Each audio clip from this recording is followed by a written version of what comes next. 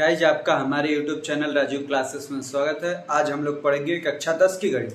कक्षा 10 की गणित में क्या तो प्रश्नावली 6.3 जो कि आपके अध्याय 6 का त्रिभुज चैप्टर का एक्सरसाइज 6.3 है। एक्सरसाइज 6.3 में भी हमने पहले क्वेश्चन और दूसरे क्वेश्चन को कंप्लीट रूप से सॉल्व कर चुके हैं। आज हम लोगों को सॉल्व करना है तीसरे प्रश्न से। इसके पहले कि आपको कोई भी चैप्टर के यदि वीडियो चाहिए, किसी भी एक्सरसाइज का कोई भी क्वेश्चन चाहिए, तो आप हमारे डिस्क्रिप्शन बॉक्स में जाइए और वहां से उस चैप्टर का आप पूरे प्लेलिस्ट पेज को देख सकते हैं। प्लेलिस्ट को, उसमें आपको जो एक्सरसाइज चाहिए, जो क्वेश्चन नंबर चाहिए, सब कुछ उसमें पढ़ाया गया, आप लोग वहां से देख सकते हैं।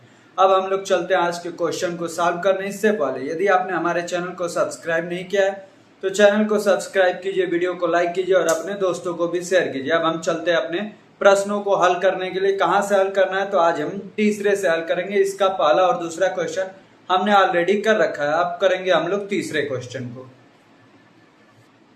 आइए देखते हैं हम अपने तीसरे सवाल को और उसे सॉल्व करते हैं। क्या है? समलंब ABCD जिसमें AB पैरेलल है DC के विकर्ण AC और BD परस्पर ऊपर प्रतिच्छेद करते हैं। दो त्रिभुजों की समरूपता कसौटी का प्रयोग करते हुए दर्शाइए कि OA बटा OC बराबर OB बटा OD है। सबसे पहले हम अपने समलंब चतुर्भुज को बना लेते हैं।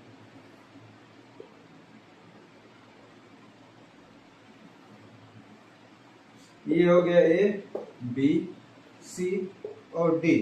ये हमारा समलंब चतुर्भुज है। इसमें क्या है? इस विकर्ण AC और BD, तो विकर्णों को मिला लीजिए। ये हो गया हमारा विकर्ण AC और ये हो गया हमारा विकर्ण BD।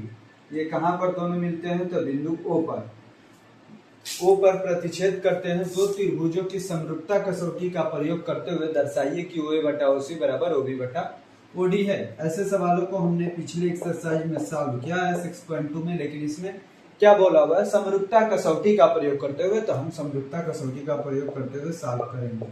सबसे पहले क्या क्या दिया है इसे लिख लेते हैं। क्या दिया है कि AB पैरेलल है DC के। AB पैरेलल क्या है? DC के, इतना ही दिया है। और ये के विकर्ण AC और BD परस्पर ऊपर प्रतिच्छेद करते हैं, ये दिया है। हमें सिद्ध क्या करना है? जो सिद्ध करना है इसे लिख लेते हैं। सिद्ध क्या करना है?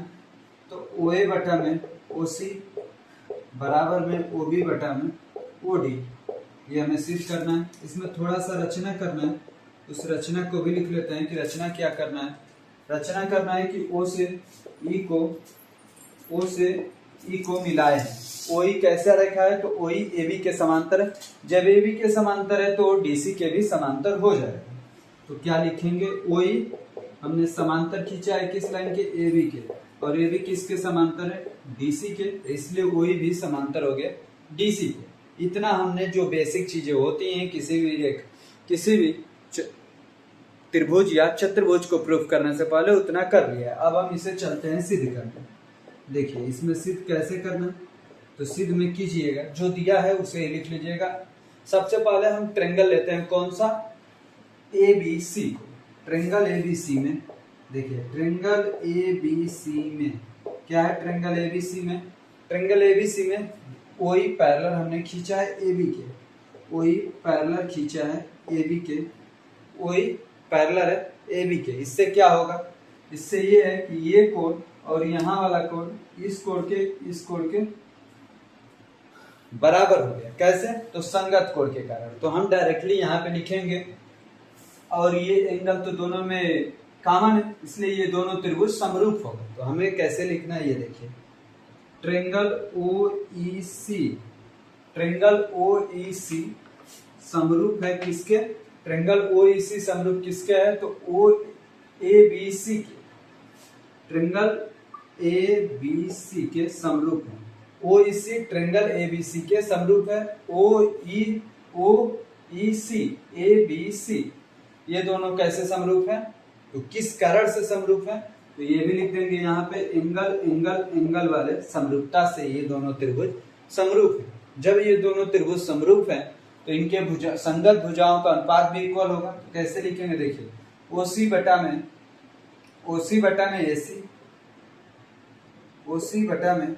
AC लिख सकते हैं। ये OC बटा में AC, वैसे ही इधर C बटे में BC, सी ई बटे में बी सी। अब आपको क्या करना है, तो दोनों तरफ से एक एक माइनस कर दीजिए। ओ सी बटे में ए सी माइनस में एक बराबर सी ई बटे में बी सी माइनस में एक। जब माइनस में एक होगा ए सी यहाँ पर जाएगा तो क्या हो जाएगा, ओ सी माइनस ए सी बटे में ए सी बराबर में सी ई माइनस बी सी बटे में बी सी।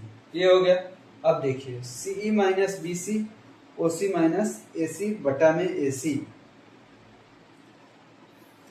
ओ सी माइनस ए सी, ओ सी माइनस ए सी मतलब इस पूरे ए सी में से ओ सी को घटाएंगे। आप इसे पहले और बाद में भी लिख सकते हैं, जैसे इसमें से एक एक घटाया, आप एक में से इन दोनों को घटा दीजिएगा, तब ये आराम से सॉल्व हो जाएंगे। आप क्या करेंगे, एक में से इन दोनों को घटा दीजिएगा। जहां हमने इन दोनों में से एक घटाया है उसके जगह पे क्या कीजिएगा, आप लोग दोनों में से एक एक घटा दीजिएगा, ए सी बाई ओ सी। नहीं तो आप लोग जो इसे नीचे लिखे हैं बड़े वाले भुजा को, बड़े वाले भुजा को ही ऊपर लिख दीजिए, जिससे आराम से हो जाएगा। देखिए बड़े वाले भुजा को ऊपर लिख लेते हैं। सबसे पहले आप लोग जितना इतना लिखे हैं इसे लिख लीजिएगा, हम इसे मिटा देते हैं, फिर इसके आगे हम सॉल्व करते हैं। देखिए कैसे इसके आगे हमें सॉल्व करना। हमने दोनों त्रिभुजों को समरूप दिखा दिया था, यहाँ तक हमने सॉल्व कर लिया। अब करिए AC बड़ी वाली भुजा ऊपर में लिख दीजिए, अब बटे में OC लिख दीजिए। इधर भी बड़ी वाली भुजा BC बटे में EC लिख दीजिए। अब दोनों तरफ एक एक घटा दीजिए, तो AC बटे में OC माइनस में एक BC बटे में EC माइनस में एक कर दीजिए। अब OC यहाँ पे जाएगा तो माइनस हो जाएगा, AC माइनस OC बटे में OC। इधर भी BC माइनस में EC बटे में EC। AC में से OC जाएगा, पूरे में से OC को हटा देंगे तो क्या बचेगा, OA बचेगा। तो यहाँ पे लिख दीजिए OA बटे में OC, OA बटे में OC।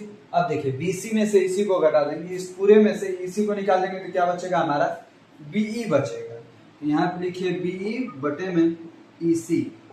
ये किस ट्रेंगल में है, ये ABC ट्रेंगल में है। ऐसे ही आपको लेना है अब BCD ट्रेंगल। ये तो हमारा हो गया, आप लोग यहाँ तक लिख लीजिएगा। अब हम करते हैं ट्रेंगल BCD को। ट्रेंगल BCD में इसमें क्या पैरेलल है, इसमें भी पैरेलल है, OE पैरेलल है DC के। तो आप जैसे पिछले त्रिभुज में, पिछले अभी इसी के क्वेश्चन के पिछले स्लाइड में जैसे आपने दोनों त्रिभुजों को समरूप दिखाया था, उसी कारण से यहाँ भी समरूप हो जाएगा। कौन कौन से, तो ट्रेंगल OBE, ट्रेंगल OBE समरूप हो जाएगा। ये वाला ट्रेंगल बड़े वाले ट्रेंगल BCD के, ट्रेंगल BCD के समरूप हो जाएगा। अब देखिए इसमें भी बड़ी वाली भुजा बटा छोटी वाली भुजा लिखिए, BD बटे में BO, BD बटे में BO बराबर में ये BC बटे में BE लिख सकते हैं। अब देखिए यहाँ पे क्या करना है, BD बटे में BO लिखिए और BC बटे में BE लिखिए। अब इसमें भी दोनों तरफ एक एक घटा देना है।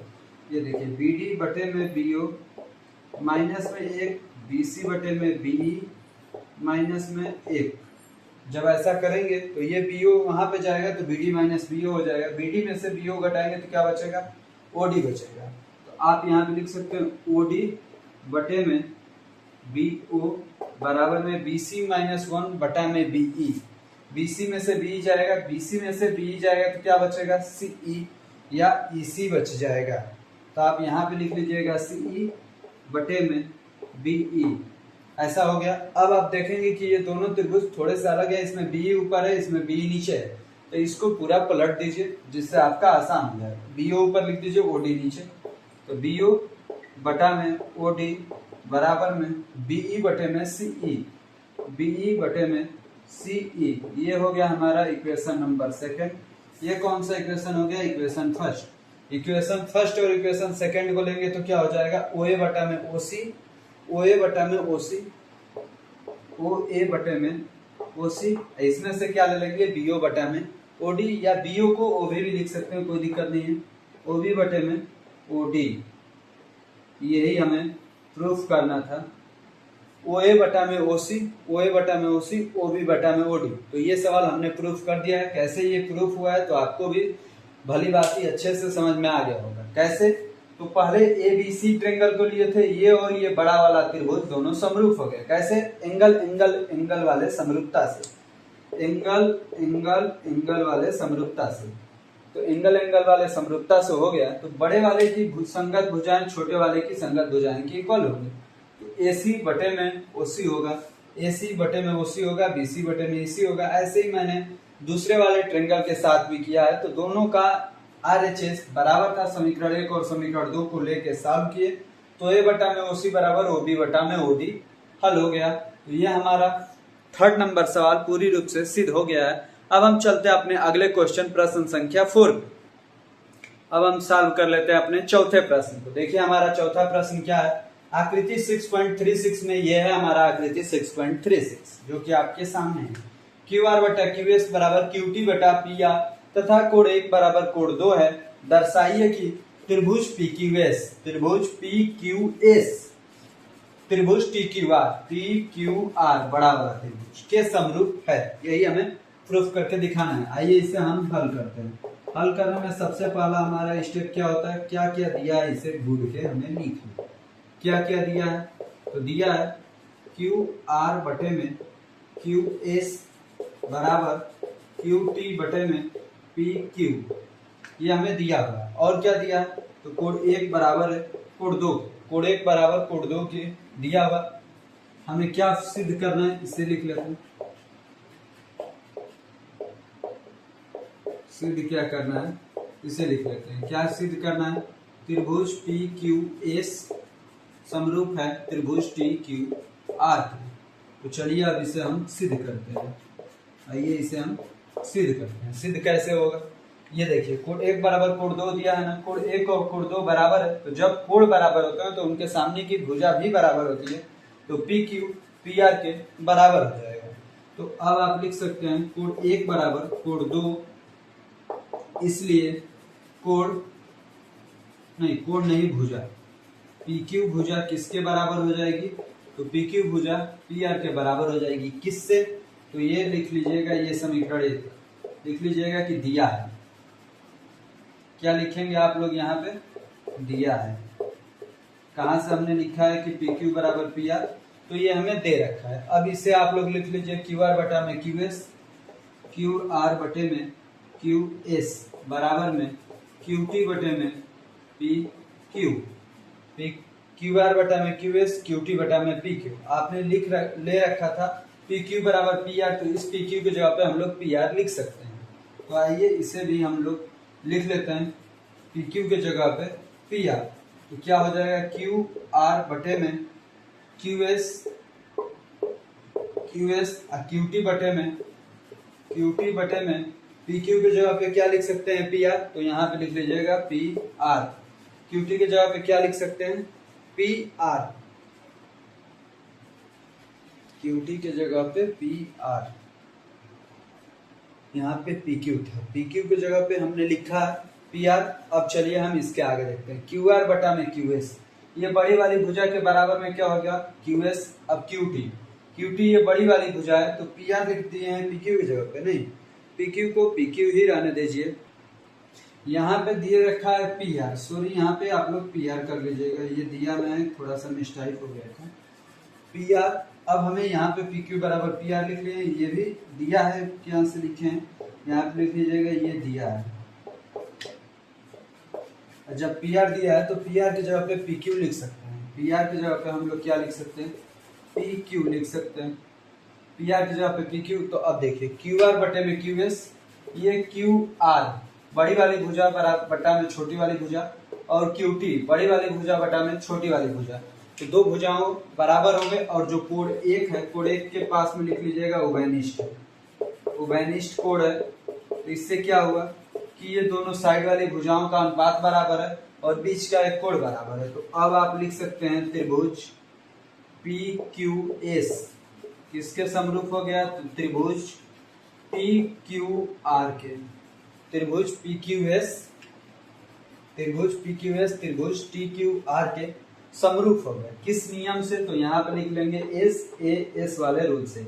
साइड एंगल साइड, ये साइड दोनों ही अनुपात में थे और उनके बीच का एंगल, और इधर वाले दो साइड, तो साइड एंगल साइड से ये त्रिभुज दोनों समरूप हो गए हैं। तो इस प्रकार से हमारा 4 नंबर क्वेश्चन आपका कंप्लीट रूप से सॉल्व हो गया है। अब हम चलते हैं अपने 5 नंबर क्वेश्चन पे। अब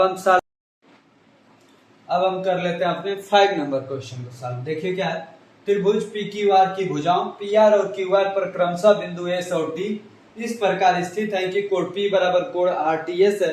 दर्शाइए कि त्रिभुज आर पी क्यू त्रिभुज आर टी एस के समरूप है। तो सबसे पहले हम अपना ट्रायंगल बना लेते हैं। देखिए ट्रायंगल पे आप कौन सा बिंदु कहां पे लिखेंगे तो आपको देखना चाहिए, आप जैसे मन वैसे रख सकते हो, उसमें कोई दिक्कत नहीं। पी क्यू आर है ना, तो पी क्यू आर। अब देखिए क्या दिया है, पी आर पर बिंदु एस है, पी आर पर बिंदु क्या है एस है हमारा, और क्यू आर पर क्या है टी है, क्यू आर पे हमारा टी है। तो ये हो गया हमारा भुजा। अब क्या दिया है, कोण पी कोण आरटीएस के बराबर है। तो कोण पी जो है इस वाले कोण के बराबर है, ये हमें दिया है। दर्शाइए कि त्रिभुज आरपीक्यू त्रिभुज आरटीएस के त्रिभुज आरपीक्यू त्रिभुज आरटीएस के समरूप है। इधर से ये वाला समरूप है। इसका मतलब क्या है, आइए हम सबसे पहले क्या लिखते हैं, दिया है। क्या क्या दिया है ये हम लोग लिखते हैं। तो दिया क्या क्या है, तो केवल एक ही चीज दिया है, कोण पी बराबर कोण आर टी एस, केवल इतना ही हमें दिया है। क्या हमें सिद्ध करना है, तो ये हम लिख लेते हैं, क्या हमें सिद्ध करना है।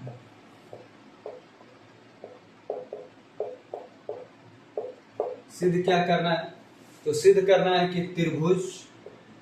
त्रिभुज आर पी क्यू समरूप है त्रिभुज आर टी एस की।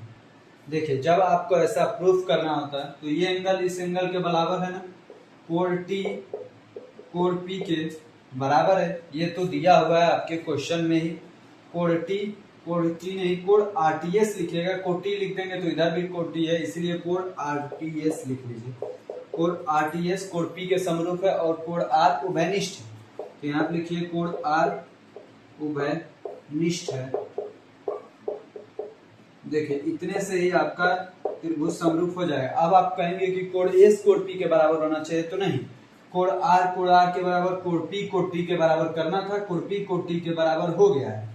तो जब इतना हो गया है, दो एंगल भी किसी त्रिभुज के बराबर हो जाते हैं तो वो समरूप हो जाते हैं। किस नियम से, तो इसको भी लिख लीजिएगा, कोण आर पी क्यू किसके समरूप है, तो त्रिभुज आर टी एस के। किस नियम से, तो एंगल समरूपता के नियम से, एंगल समरूपता के नियम से ये दोनों त्रिभुज समरूप हैं, त्रिभुज आरपीक्यू त्रिभुज आरटीएस के। तो इस प्रकार ये हमारा 5 नंबर क्वेश्चन भी कंप्लीट रूप से सॉल्व हो गया है। अब हम चलते हैं अपने 6 नंबर क्वेश्चन पे। अब हम सॉल्व कर लेते हैं अपने 6 नंबर प्रश्न को। देखिए क्या है, आकृति 6.37 में, आकृति 6.37 ये मेरा है। यदि त्रिभुज एबीई त्रिभुज एसीडी के सर्वांग सम है, तो दर्शाइए कि त्रिभुज एडीई त्रिभुज एबीसी है। ये हमें प्रूफ करना है। सबसे पहले क्या दिया है, हम ये लिख लेते हैं। तो क्या हमें दिया है, ये लिखिए, त्रिभुज एबीई सर्वांग सम है त्रिभुज एसीडी के। उसके बाद और कुछ नहीं दिया है, हमें क्या सिद्ध करना है ये लिख लेते हैं। सिद्ध करना है, क्या सिद्ध करना है, तो त्रिभुज एडीई समरूप है त्रिभुज एबीसी के। त्रिभुज एडीई समरूप है त्रिभुज एबीसी के, ये हमें प्रूफ करना है। तो आइए हम अब सवाल को अपने सिद्ध करते हैं। जहां पे मैं नीले मार्कर से फिगर बना रहा हूं, इसका मतलब है कि ये क्वेश्चन में दिया हुआ है। जहां पे मैं ब्लैक मार्कर से बना रहा हूं, इसका मतलब है कि वो क्वेश्चन में फिगर नहीं दिया है, आपको खुद बनाना है फिगर। अब देखिए हम इसके आगे सिद्ध करते हैं। देखिए त्रिभुज एबीई किसके सर्वांग सम दिया हुआ है, सर्वांग सम दिया हुआ है त्रिभुज एसीडी के। इसका मतलब क्या हुआ कि ए बी बराबर है एसी के। तो लिख लीजिएगा ए बी बराबर एसी। अब देखिए ए ई बराबर है एडी के, तो आप लिख सकते हैं एडी बराबर ए भी लिख सकते हैं और ए ई बराबर भी एडी लिख सकते हैं। जो आपको जैसे मन करे वैसे लिख सकते हैं, लेकिन ये ऐसे लिखेंगे तो अभी आपको आगे जाके समझ में आएगा कि क्यों मैंने ऐसे ले रखा है। अब देखिए इसके आगे हम लोग सॉल्व करते हैं। क्या करना है, इसको भी इधर ट्रांसफर करिए तो क्या हो जाएगा, AB बटा AC बराबर में मान लीजिए कि 1 हो गया, तो ये किसके बराबर हो जाएगा, इसको भी इधर ट्रांसफर करेंगे तो AD बटे में DE हो जाएगा, AD बटे में AE, AD बटे में AE हो जाएगा, AB बटा AC बराबर AD बटा AE। जब ऐसा हो जाएगा तो आपको यहां से क्या करना है, जब आप इतना कर लेंगे AC, अब देखिए AD किसके बराबर है, AD बटे में AE, तो क्या प्रूफ करना है हमें, त्रिभुज ADE किसके समरूप है, त्रिभुज ABC के। चलिए ठीक है, AB बटा AC बराबर AD बटा AE हमने प्रूफ कर लिया है। देखिए अभी तक हमने क्या लिखा है, AB बटा AC मतलब ये बटा ये लिख लिए हैं, और AD बटा AE, AD बटा में AE, लेकिन समरूप होने के लिए क्या चाहिए, AD बटे में AB होना चाहिए या AB बटे में AD होना चाहिए। तो ये कैसे होगा, AD को हम यहाँ पर ला देते हैं तो हल हो जाएगा, AB बटे में इस AD को यहाँ पर ला देते हैं तो AD हो जाएगा। अब देखिए AC को यहाँ पर भेज देते हैं तो क्या हो जाएगा, ये AC बटे में AE हो जाएगा। अब देखिए AB पूरा बटे में छोटे वाली संगत भुजा, AC बड़ी वाली भुजा बटा में AE छोटी वाली भुजा। जब इतना हो गया भुजाओं का अनुपात, अब बीच वाला कोण, तो कोण A के साथ लिख देंगे कि ये कैसा कोण है, ये उभयनिष्ठ कोण है। ये कैसा कोण है, तो उभयनिष्ठ कोण है।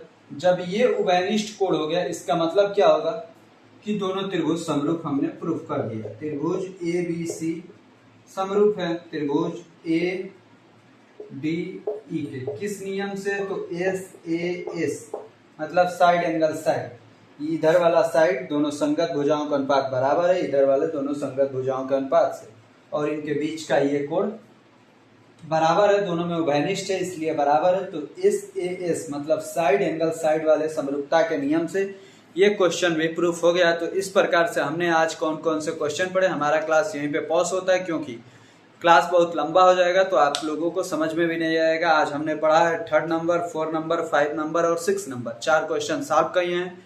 हमें उम्मीद है कि आपको अच्छे से समझ में आया होगा। यदि वीडियो अच्छा लगा होगा और अच्छे से समझ में आ गया होगा, आपकी डाउट क्लियर हो गई होगी, तो वीडियो को लाइक कीजिए, चैनल को सब्सक्राइब कीजिए और अपने दोस्तों को भी शेयर कीजिए। आपको अंत तक हमारे चैनल पे बने रहने के लिए राजीव क्लासेस की तरफ से आपको बहुत बहुत सारा धन्यवाद।